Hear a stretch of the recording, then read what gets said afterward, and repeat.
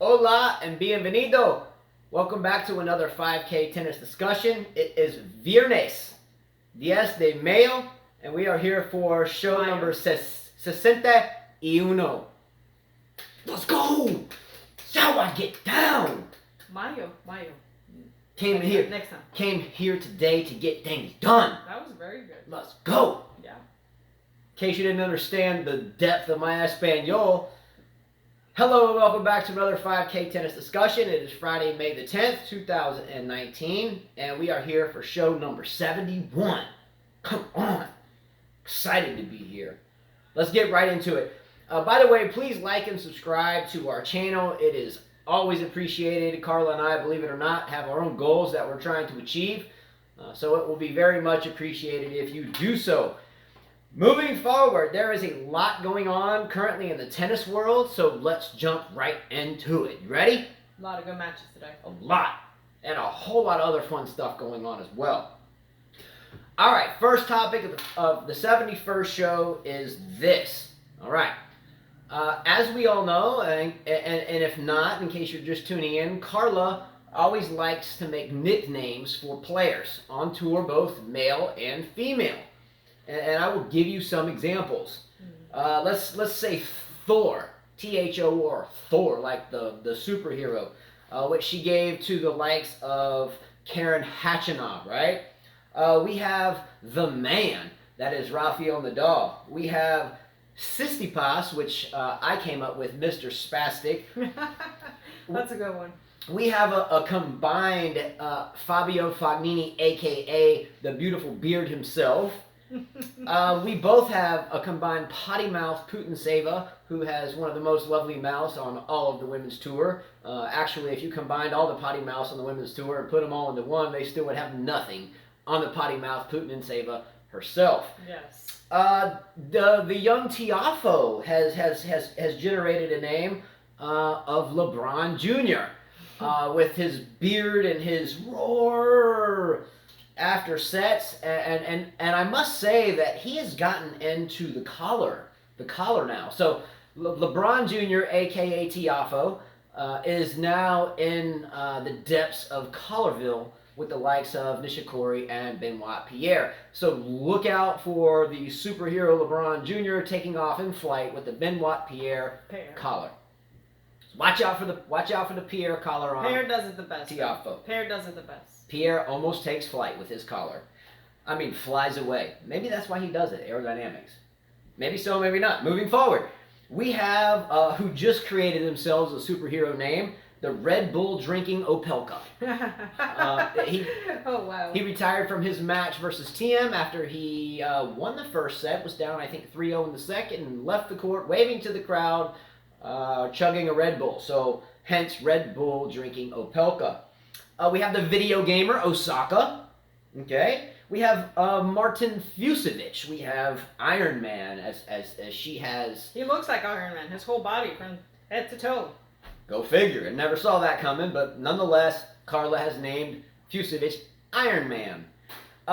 We have Maria Sakkari, the Greek girl, that we have two nicknames for. El Robato.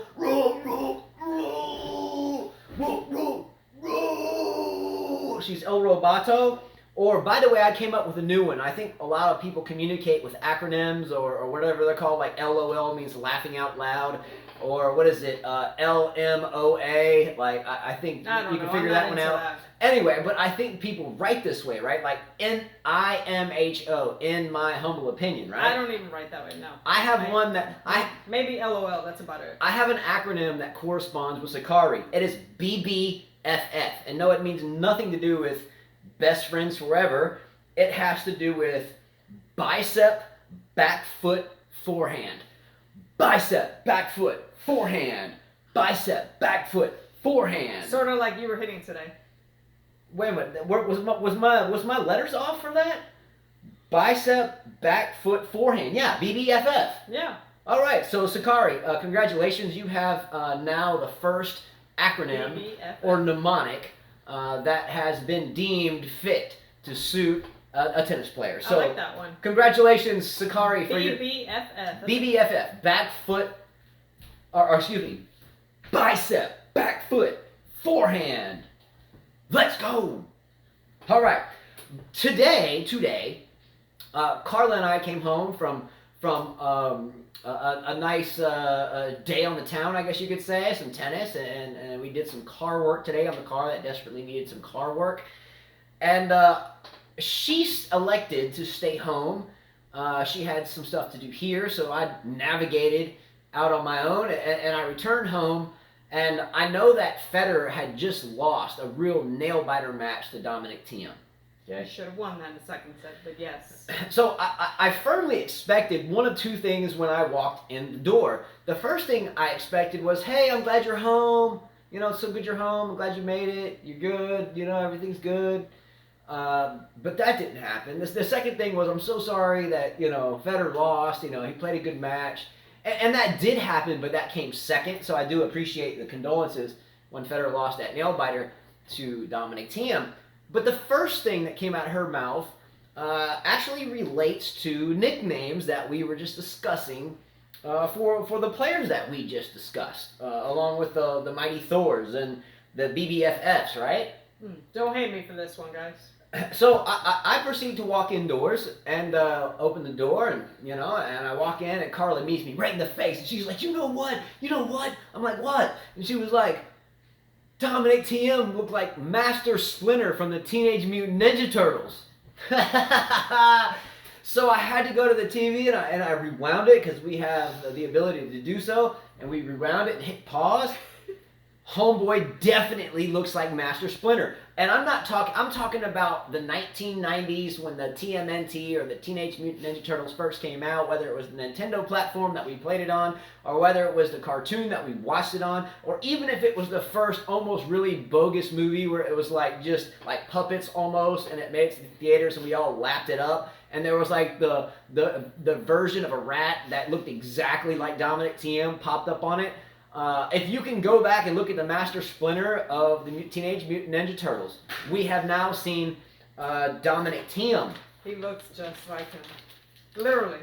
So this uncanny ability that Carla has to find the almost perfect nicknames for tennis players has now generated our first new award.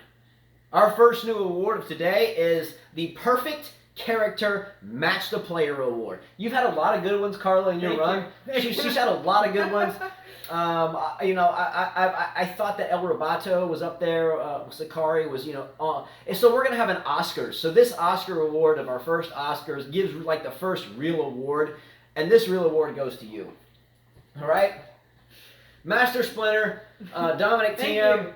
If anyone can compete with that, please let us know, because Master Splinter has been called out, and Dominic Thiem, by the way, when he smiles, looks just like him. No, yes, but if anyone follows the show Jeopardy, and I've always loved Jeopardy, but the current Jeopardy champion, I think his name is James Holzhauer, really kind of fun guy to watch. But and he is fun. But when he smiles, he's like, Master Splinter did the same thing, and Dominic Thiem does the same thing. They like talk through their teeth while they're smiling, like, hey, that's Anyway, but this is a really fun time. So, Carla, congratulations Thank you. on your ability to make names for. I got that from my dad. He's got quite a few names for some players, but I will not say them because they're not too funny. People wouldn't find them too funny. Absolutely amazing job, Carla, and I look forward to the next year or the next 50 years, hopefully. As long as we stay fit, years. I hope we can prepare ourselves for a whole lot more of your nicknaming. Incredible ability. Well, if any of you out there can have a nickname, please let us know. Write down in the comments. We will mention them the next day. Yeah, who are your nicknames? Do you have any names for players? I think Arvis used to call one of the Chinese young ladies Zhang, like his future wife. I think he loved her. But that's not a nickname. Yeah. He was hoping it was his future wife. He was hoping. Wife. He liked her a lot. Yeah. Anyway, all right, moving forward, we're going to move forward into a really quite terrible disease that has been proliferating in the game of tennis for quite a while. When I was a junior, the big disease that we didn't want to have is tape-itis. That's, every serve that we hit or every ground stroke that we hit kind of clips the tape. It's kind of a bad disease to have in the game. You always want to try to figure out how to get rid of tape-itis. But there's been there has been quite a flagrant spread of a new disease that is really gaining traction across the tennis tour. And so I want everyone to pay attention to this. This is a hazardous type of disease, and it really may cause some type of issues, and we're really trying to figure it out. So this disease is called coloritis. Tennis coloritis. So, is that why we're wearing collars today? Yeah, this is why we're wearing collars today. Ah, okay. So we did this. I have, by the way, my Federer 2009 Wimbledon shirt on that I put a patch on about the same point in time that he beat Andy Roddick in the Wimbledon final in a 5-setter. You remember that, Carla? Of course I do. I cried because I wanted Andy Roddick to win. And she has her Tracy Austin throwback. And so... That's oh, funny. I love that. Anyway, but we have a really strange, it's not mad cow disease, it's not foot and mouth disease, it's not Ebola, but it's called tennis coloritis, and it's spreading rapidly, and Carla and I still have not been able to find out how to get rid of this disease. Recently on tour, we have caught in glimpses of Francis Tiafoe that has found himself what looks to be a case of coloritis. So what I'm going to do is I'm going to try to give you, since you may not be able to Google this up, I'm going to give you an example of what coloritis looks like so you can watch out for this and potentially help someone before it goes way out in an uncontrollable manner. Okay, coloritis. Are you ready? Carla, do you want to involve me in coloritis? I don't think mine's going to stay up, so. Okay, if anyone sees a tennis player on tour or playing anywhere and has their colors... I feel like I'm a vampire. Yeah, Dracula. so if you see anybody with coloritis, please don't hesitate to contact your local sports enthusiast or your local sports shop that may have a selection of shirts that you can't possibly do this with, like memory color or something. Because what's happening is this is spreading. And unfortunately, when it spreads, it tends to drop the game of those that have it. So some of the direct side effects are coloritis, or yelping on the court after you win. It's a side effect of the collar. Number two, sometimes when... Hey, well, actually, I'm going to fast forward this. I wrote down about 10 things that are more like questions or ideas about coloritis, because this is a new diagnosis, okay? So first we have to ask ourselves is, why does coloritis occur? Number one, I wrote here, is it aerodynamics? Are there some pros out there, Carlos, and some tennis coaches that we haven't been involved with some new tactics, etc., that tend to think that maybe you can fly through time and space better with an exaggerated collar? I think it makes you look taller. Taller? Yeah. Okay, I didn't write that one, and that's a good It makes addition. you look taller. Okay. Every time I see Benoit Prayer, it makes him look like he's like Taller. like Doctor Strange. It kind of looks like Doctor Strange, Or like- superhero. Or like Vampiro. Is that even a person? Dracula. Number two, is it a confidence booster? Do you look better with the collar, which therefore makes you look more stealthy on the court? Probably cool. Maybe. Probably they think they look cool. I don't know. Number three, does it add speed to your game? Does the aerodynamics help you glide through the air faster? Yeah, because your collar's flapping. I thought about this one, airflow underneath the shoes. If you are moving fast enough, does the airfoil off your collar foil back, wrap around the ear, underneath the armpits, and slide underneath your shoes, so therefore you get more forward momentum into your shots? It's possible. Does it create lift? Are we able to jump higher to overheads? Are we able to go up and get our serves more aggressively? Does it help us become more one with nature? Meaning, if we're gliding through and everything seems to be really glidey and loose, does that make us be more friendly with animals and everything else, and flowers and trees? Maybe they're protecting their neck from the sun. That could be another one. Sun protector. Does it keep the sun off the neck? Even though the people that do it wear hats backwards or no hat at all. I don't think they can be worried about the sun on their neck if they're wearing a baseball cap backwards or no hat. So I don't think sun protector can really change anything. Maybe they're just trying to hide something on their neck. I don't know.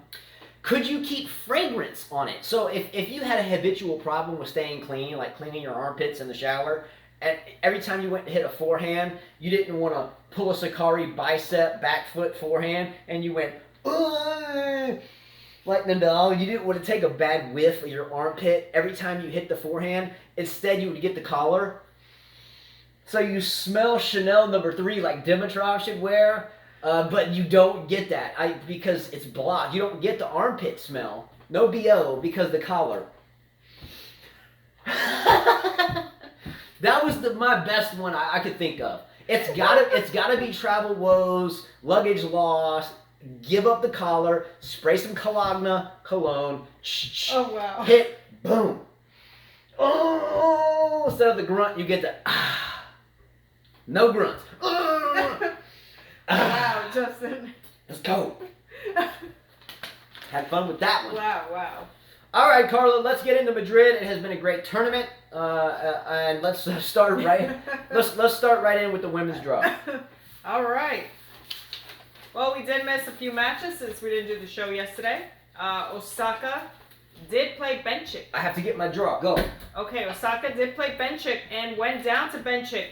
3-6, 6-2, 7-5. Good match for Benchik. I had picked Benchik over Osaka just because she's a very smart player.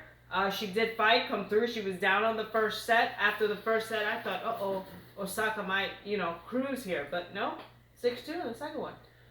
I had Osaka and my predicted draw going to the final. Not me. That didn't happen, but on the last show, I made a point to say if I could now change my pick, which alas I couldn't. You did say that. I would go to Benchik. Yeah, I actually had Halep winning this tournament. This match became personal, though. No, you're thinking of the next match. Well, Osaka Benchik became personal as well. Yes, I don't think they like each other very much. It doesn't seem like they have much. Well, I mean, on Benchik's side, I don't think she really likes Osaka too much. The Osaka Benchik match became personal, as well as the Benchik Halep match became personal. We'll get into that, but Benchik is a fighter, and so is Osaka, and so is Halep. These are all fighters, and watch out for all three of these girls in French. But these matches got personal. And we'll talk about it. Yes, the next match was Halep against Barty. I actually watched this match from early in the morning. I got up because I always I don't like Barty too much, not her game, and everybody gives me they always get on my case about it. Why don't you like Barty's game? She has variety.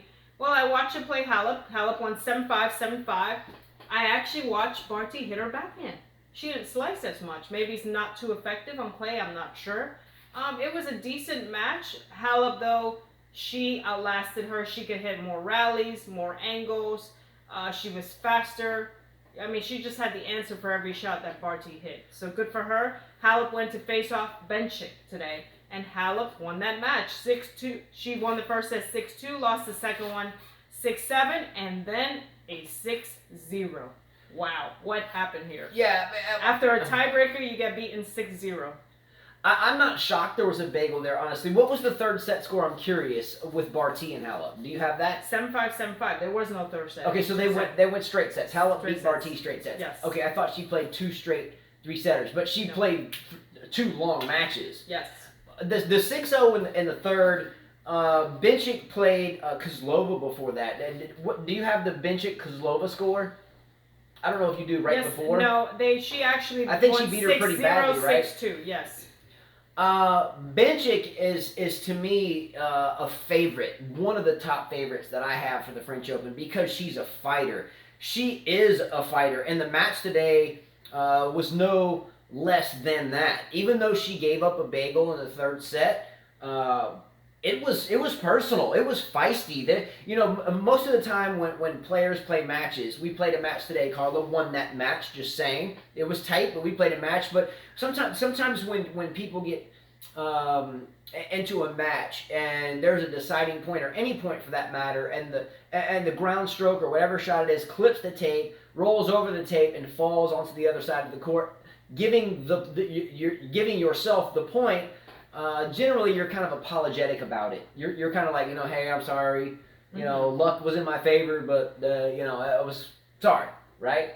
But in this match, there was a few points in which that occurred, and it was like more like fist pumping and not sorry or no emotion at all.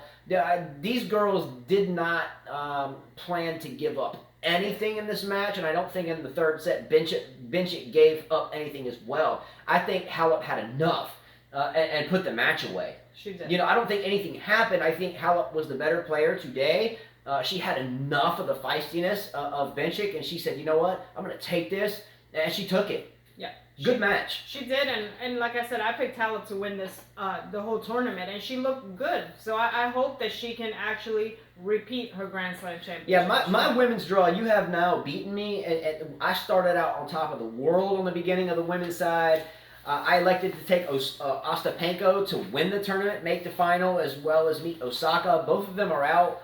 She's still alive and well, so I have lost to Carla on the women's side of Madrid. I think you lost on the men's side. Maybe I have so. all my 4 guys. But we'll get there. I do not. All right. The next match that we missed was Stevens defeating Mertic. She defeated her 6-4, or Mertic. She defeated her 6-4, 6-3. I didn't really think much of this match just because I thought, well, Stevens in paper is a higher ranked player. She did make it to a final at Roland Garros, so she does know how to play on clay. And honestly, I thought Vekic would beat Mertic. I had Petra Martic, who, by the way, is a Croatian player that I like a lot. I had Martic going to the semifinals in this half of the draw, meeting Ostapenko. That didn't happen, but I'm surprised Sloane Stevens won that match at all. Sloane Stevens did not have great luck playing a very fit Kiki Bertens today, and I really enjoyed watching that match as well. We'll get into that shortly, but I hope the best for Sloane Stevens. I don't think the new coach thing is going to make any difference at this point. I think it's personal or in her own head in terms of mental. And I don't think any coach is going to get that out of Sloane Stevens. Okay. She's going to have to find it on her own. So I'm not surprised that Bertens won that match today. Well, this was a rematch. Petra Kvitova and Kiki Bertens faced off last year at the Madrid final. Well, this time Bertens won the match. 6-2, 6-3 took out last year's champion. And today she faced Sloane Stevens and took her out 6-2, 7-5. You said you watched this match. I didn't get a chance to watch it. Yeah, I watched this match.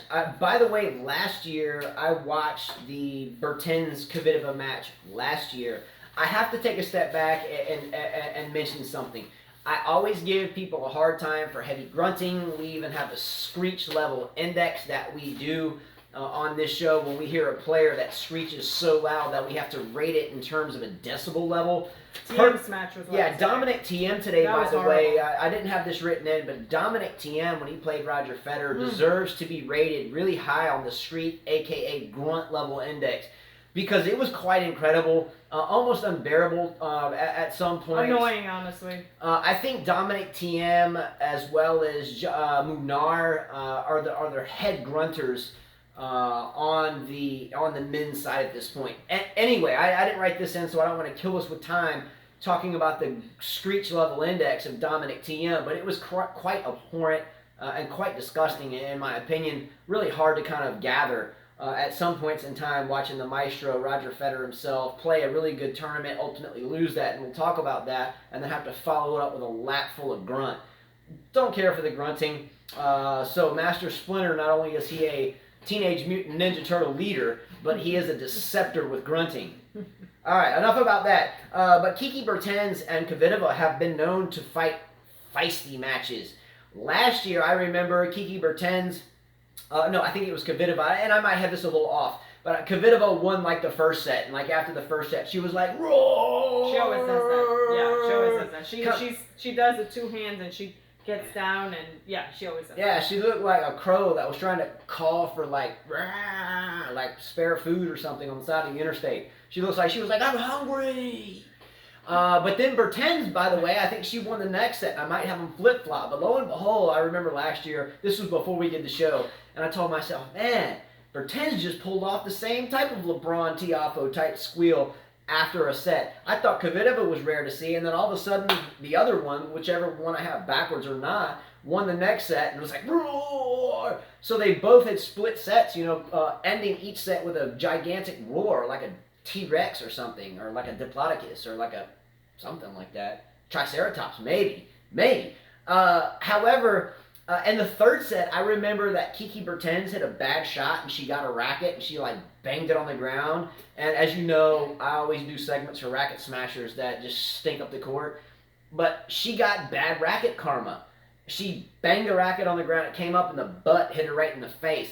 So, the bad racket karma does happen, but hey, today, Bertens lost that match last year, I think on behalf of the butt of the racket in her face, but she managed to hold cool today and beat Sloane Stephens. Yes, so she is in the final, Bertens and Halep. Yeah, I mean, great job here. And, for me, either one who wins, good for them.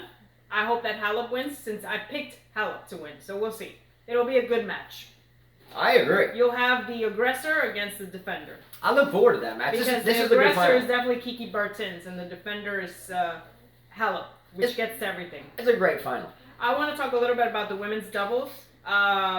Sue Shea and Barbara Strykova defeated Galina Vokabeva and Veronika Kudermetova from Russia 6-4, 4-6, 10-7, and they will go on to the finals. The other final is Yifan Sai, or Sue, and Gabriela Dabrowski from Canada defeated a veteran, Vera Sivanareva from Russia, and Yelena Ostapenko from Latvia 6-4, 6-4.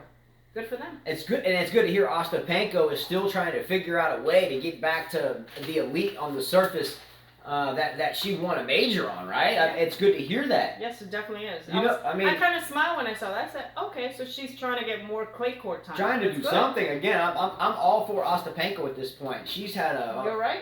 What? You look tired. Lean back. No, I'm good. I just want to lean back.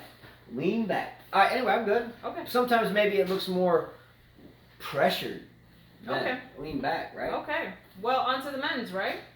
Yes. All right, so let's start with the men's draw and jump right into the top half. Well, Novak Djokovic had a walkover today over Cilic. Cilic could not play the match due to a food poisoning, so he says. I would believe in truth on this one. Believe me, we like to go out in left field sometimes on the show, talking about potential WWE, World Wrestling Entertainment type scripts that might play into tennis. I think he was tired from playing Jiri, honestly. I believe truth here. I do. If it was something along the lines of Tomic and Kyrgios playing doubles together and staging a championship fight, I might lean more towards that as being true. But Cilic, in my opinion, would not be scared to play Djokovic, and Djokovic not scared to play Cilic. So I wouldn't see any underlying reasons why that match wouldn't want to take place. I just think it's a bummer for the people that pay for these tickets. I'm sure they get a refund back, but for a player this far in the quarterfinals to not play because of food poisoning. How do you get food poisoning? I hear this all the time. Look, this is a great question. This is something not written in, but that's a great topic question. In the first round of any tournament, at least for the most part, ATP, WTA, there is a lucky loser type stipulation. In other words, if a qualifier or any player gets in, and you know what, they can't play, they get the last qualifier or the next person or wild card and put them in that spot. What happens when consumers of the game in which we love to watch buy very expensive tickets for these matches? I understand they get a refund, yes, number one. Number two, do you give them tickets for the next day? Well, you can't because the seats may be sold out. So I understand why fans may dislike a certain player for withdrawing at this point. So how about, could you honestly throw in a lucky loser at this point and make it fair? Because not a lucky loser. I would say, why don't you throw in the player that lost to that opponent? Throw them in there. Well, I think that would be a good idea because that player would have about the same amount of wear and tear on their body. Exactly. I think it would be unfair if you threw in a qualifier or someone that's been sitting for 5 or 6 days and is very, very fresh. But I think for the crowd's sake, they should be given an option. Number one, Cilic pulls out. Djokovic is ready to play. Let's throw in Jiri. But do you want a refund, or do you want me to throw in Laszlo Jiri, or do you want me to throw in this sense, it would be it would have been it would be Laszlo Jiri. Yes. But then you have a contest from Djokovic is like, hey, it's not my fault. I should be resting here. Yeah. This isn't a problem. But then you would have a conspiracy theorist say, who's to say that he didn't get paid off by whatever, so he could rest. So the argument goes on and on. What is the best thing to do in this scenario? Deep in a tournament, someone pulls up, which is going to hypothetically rest Djokovic very comfortably while a very tired TM steps up into the mix. Because these guys play every day. I just don't Yeah. agree with this. I mean, you had Emily Mauresmo who won at Wimbledon because Justin Enning could not play her final. She was injured. Should have put someone in there. Yeah, it's just we got to figure something out with that. I mean, I'm kind of in the middle of the road on this argument. I see where this deep in a tournament, hey, you know, if someone was going to pull out purposely, they would have done it at the beginning. That's why I know Cilic has been a veteran for a very long time, for a while. In Cilic's early part of his career, I thought he could be a top player, like a number one player at some point, but his wrist gave him issues. Cilic isn't the type guy to pull out on purpose, so I get why it would be okay in this situation, but there are others, such as the Wimbledon final with Mauresmo and Henin, where someone lifted the trophy and no one even showed up on the court. Yeah. All right, next match. We have Roger Federer, who played, we miss, Gael Monfils from France. Interesting match. 6-0 in the first set. 4-6, 7-6.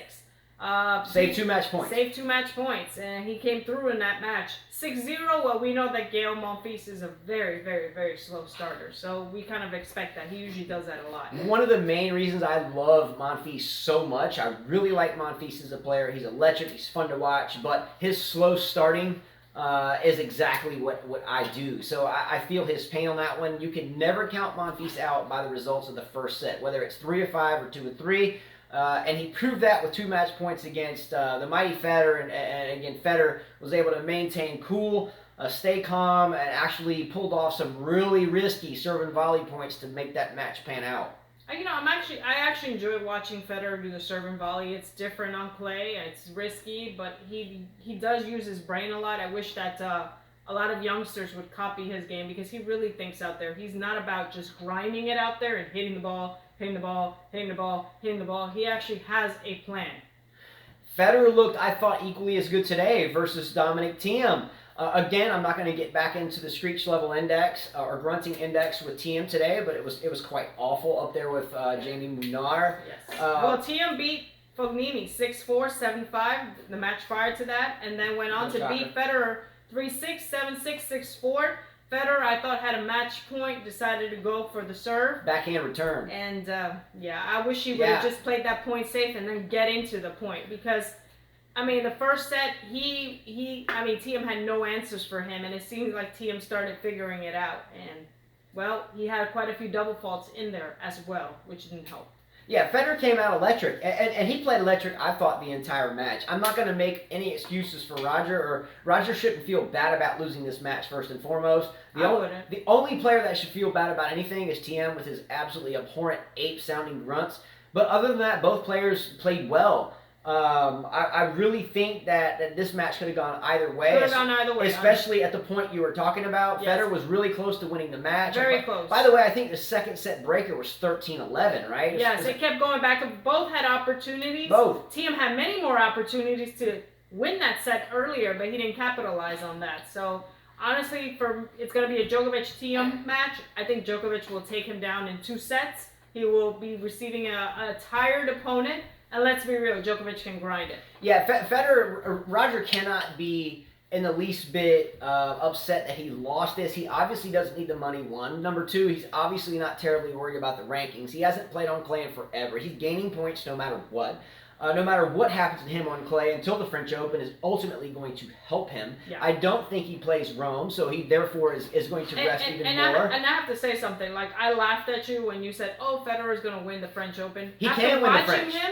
I said, you know what? He has a good chance because this is what I'm saying, and maybe someone's going to say I'm wrong. I don't think Thiem will pass the first week of the French Open.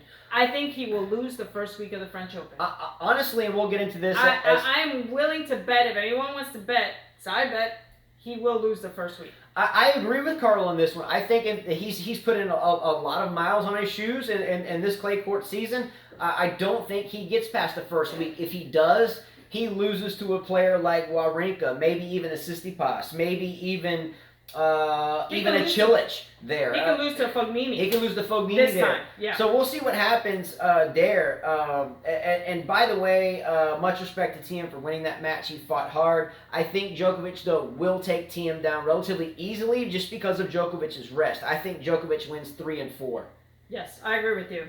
Next match, we had Tsitsipas and Zverev, who played against each other. I was rooting for Tsitsipas, as you guys know. I said this is going to be your next guy after the top 3 leave. He won that match 7-5, 3-6, 6-2. First game took 10 minutes. 10 minutes. Then Tsitsipas won 10 minutes plus a fight.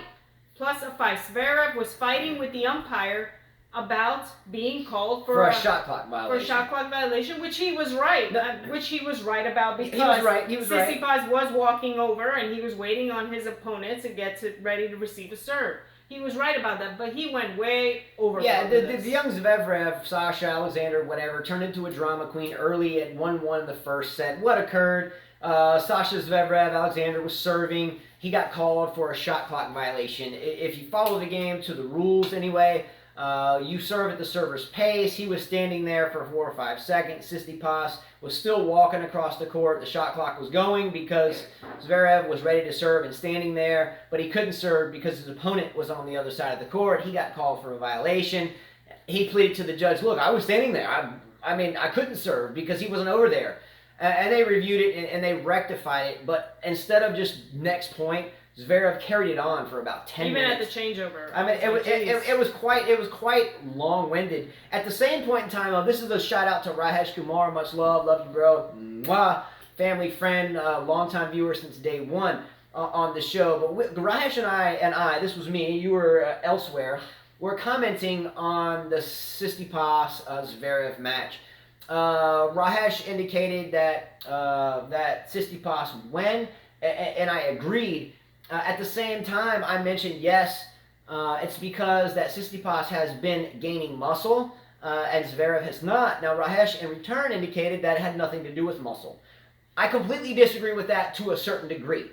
Muscle in tennis, do you need to be like Sakari with the BDFF? Do you need to be like this? No. But when you're a stick figure, which in my opinion, I think that the whole Zverev camp needs to be worried at this point. He is almost bones. It is almost no muscle mass. If you look at Tsitsipas, when he first started the game to where he is now, look at his quadriceps. They're double in size. He can go longer. He can dig deeper. He's stronger. He can play longer without cramping. He is going from boy to man. Yeah. I mean, you can't tell me that you say Federer, he's thin, but look at Federer's legs. Yeah, he's got Federer very has strong got legs. Boom, soccer legs. So I have to call the bluff on that one. Zverev is worrisome skinny, and he needs to put on some mass so he can dig a little bit deeper and fight a little bit harder. Does he need to be He-Man? Absolutely no, he just not. Needs a few more pounds. But he needs a few more pounds of he needs to eat properly, and he needs to work out properly. Yes. Next match was Wawrinka against Nadal. Wawrinka had beaten Nishikori 6-3, 7-6, and Nadal beat Tiafoe 6-1 or 6-3, 6-4 pretty easily. These guys face each other. I thought that Wawrinka would win this match just because of the way Nadal has been playing. He got destroyed. 6-1, 6-2. 6-1, 6-2. It looked like the Nadal that we're used to seeing on clay. I was happy because I always pick Nadal. All my 4 guys are in the semifinals. This is, if you look at my draw, I had Djokovic against Thiem, Tsitsipas against Nadal, and I have a Thiem Nadal final, but I don't think that's going to happen now. I think it'll be a Djokovic Nadal final. So Carla beat me in this draw. Good job. I thought I had it locked up as we got early on in the tournament, but that obviously went in the other direction. I do have Nadal making the final and beating Tsitsipas. I have Nadal winning it, but that still won't let me beat. Yeah, and real quick on men's doubles, we have Stefanos Tsitsipas and Wesley Koolhof facing off Horichi Tekau and Julian Roger from Netherlands. And your other semifinal is Diego Schwartzman and Dominic Thiem. He might want to think about playing that doubles, by the way, against Guido Pella and João Sousa. I have a feeling that Thiem is going to withdraw from that doubles. I would. And someone that you just mentioned in doubles, the Argentinian Guido Pella, he can play. Watch out for him as a singles player. If I was Thiem's camp, I would say don't play this doubles match. All right, so that's it for the Madrid draws. A couple things we're going to do in rapid-fire pace. You ready? By the way, Djokovic has a new assistant coach. His younger brother. His younger brother since Marian Vajda can't travel with him. Hey, might as well keep it in the family, right? Yeah, and Halep will be #1 if she wins this tournament. I don't know if you mentioned that. We did not, but Halep, I know Osaka is not going to be #1 anymore no matter what. Osaka has lost #1. Got to lay off the video games. All right, and the rap star boyfriends. All right, real quickly, let's do this quickly. We'll run out of time. For me, this is coming from me. You haven't seen this. For me, Rafael Nadal looks weaker than I have seen him in a while. I think Nadal looks vulnerable. I don't think he will win the French. What do you think, and what do you think? Well, I've been saying this the whole time. No, that he won't win it. If he plays the way he did today, yes. I think Nadal looks visibly weaker. I think he looks thinner. I think he looks like he is putting on age. I think Federer and Nadal have an equal shot at winning the French Open. I had this written here earlier. That I'm sorry that I've always picked on Tiafoe as being the only one to scream after he wins a match, because Kiki Bertens and Kvitova both do it as well. Roger Federer, for me today, played very well against TM, aka Master Splinter. It doesn't take away anything from my projections that Roger Federer can win the French Open. And here for people to say that he can't play on clay, wow. What are you guys looking at? Because he started in clay, and he proved he can play in clay. Roger Federer's dangerous. Moving forward, Stanislav Wawrinka is stepping up his hair game with very Calvin Kleinish hair. Is it true that Donna Vekic may be helping out his hair game? I think so.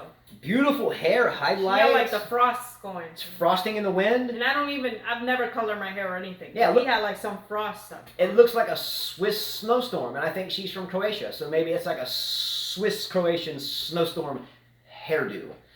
All right, maybe Wawrinka could go with the Pierre collar, and then his hair flow could wrap into the foil of his collar, and he could just foil away and win the French. Touché. All right. I had written here, if I didn't catch the thought of this during the show, that I would drill Rajesh about him not thinking that at least having a little bit of meat on your bones meant something, but I already mentioned that. And I put here, no, you don't need to be like Sakari, but you do want to be a little bit thicker than Wozniacki or Rezwanska if you are a male player like Zverev. Because I saw Zverev... Females get away with it, not the males. Yeah, I saw Zverev and Rezwanska and Wozniacki at like a meeting, and I couldn't tell the three of them apart. All right, as we roll into Roland Garros, the French Open, the top three players, men's and women's, that I have as being a dark horse that can make it into the second week or deep into the second week are as follows. Laszlo Djere, Serbian, Guido Pea, Argentinian, and Jan-Lennard Struff, the German. On the women's side, Petra Martic from Croatia, Donna Vekic, Wawrinka's girl from Croatia, and Caroline Garcia. I liked what I saw, even though she lost in Madrid. I think she can go deep as well. My dark horse would be Tsitsipas and Fognini. But they're not dark horses. Well, okay. They're like, could be favorites. All right. I don't see Tsitsipas being a favorite. The Halep Benchik match got personal today. We brought that up already. No love on the net cords there. So yeah, it got personal. By the way, Kiki Bertens looks very fit. Can she win the French Open? Yes or no? Yes. I think she can too. Yes. My favorites to win the French Open as of right now. Men's side, Roger Federer. Women's side, Simona Halep. Any difference for you? Oh, by the way, Serena Williams plays Rome, so watch out for her. For women, no, I'm still not picking one. It could be Halep, though. All right. As we end the show, I forgot to write quote of the day, but I got my notes, so I'm going to read it out. By the way, don't forget about the second Joker, which is Nikolai Djokic that plays for the Nuggets. Will Nikolai Djokic, the second Joker in sports from Serbia, which is the 7-footer that plays for the Nuggets, will they win Game 7 against the Portland Trailblazers? Yes or no? Yes. I would hope so, but I think Portland wins Game 7. Quotes of the day. Here we go. We become what we think about. We become what we think about. That came from Earl Nightingale. Okay? Is this true? This has been discussed for thousands of years, by the way. This guy, Earl Nightingale, didn't just write this for the first time. This has been said for eons of time. We are what we think about. You are what you eat. The list goes on. If we wake up in the morning and think positive, we have better results throughout that day. If we wake up in the morning and start yelling at everybody and start smashing stuff on the ground, breaking our tennis rackets, we have a worse day. We become what we think. True or false? I think so. Yes. Right? Doesn't matter where we come from, but where we are going. All right? So here's a question that I want to postulate to everyone as we end this show. 2 questions of the day and your thoughts and elaborate in comments. Question number 1, if this was the best year of my life, what would happen? If this was the best year of my life, what would happen within that year? Comment. Your thoughts. If this was the best day of my life, what would happen? Comment below. What are your thoughts? What would your answers be to that? Health, fitness, good tennis, new friendships, love, compassion. What can it be? What can it be? Think about that. If this was the best day of your life, what could it be? Remember, you can't take money to the next life or to the next dimension or to the grave or whatever you think about. If this was going to be the best day of your life on this earth, what would it be?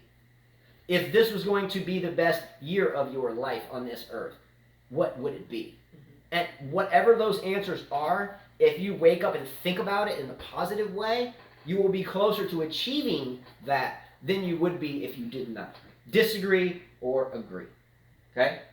That's it, everyone. Click like below. Please subscribe to our channel. Please share our videos. Big shout out, as always, to YTEX Strings and the owner thereof, Ivor Savage, for always keeping up with all of our tennis needs here, from strings and apparel, keeping up with the kids and all of our students, etc. Much love to YTEX Strings. Check them out at ytexstrings.com or in the description field by clicking on the link to their respective site. Feel free to contribute below by doing the same. Expand the description field, and you can see our links to contribute to us there as well. It always helps. Much love to all of you, and we will see you soon. And as the lovely Carla says, Adios.